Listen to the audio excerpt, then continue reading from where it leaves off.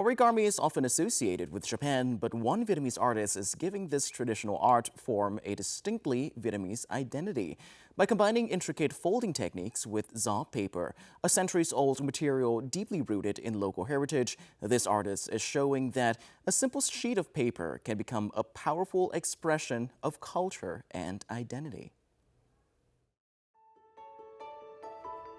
A dragon with horns, claws, scales, even a tongue. At first glance, it hardly looks like paper at all. In the hands of Vietnamese artist Nguyễn Nam Sơn, origami takes on a different character. In Japan, they use washi paper, while in Korea, they use hanji.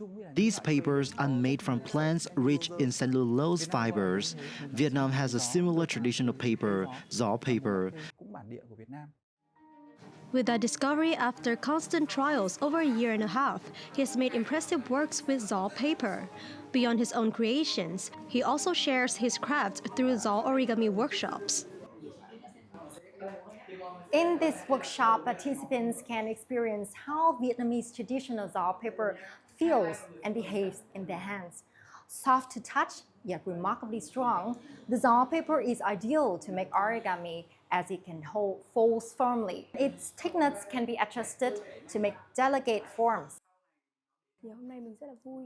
I'm very happy to take part in this workshop and experience gió paper, a traditional Vietnamese craft. Beyond making an origami piece with my own hands, it feels like I'm connecting with a part of Vietnam's cultural heritage through this unique material. Son's work has also traveled far beyond his studio. His piece God of the Forest won second prize at the Global Creative Jonggi Jupgi contest in South Korea, and some pieces have also been displayed at the Zaragoza Museum in Spain. Gió paper has been part of Vietnam's heritage for centuries.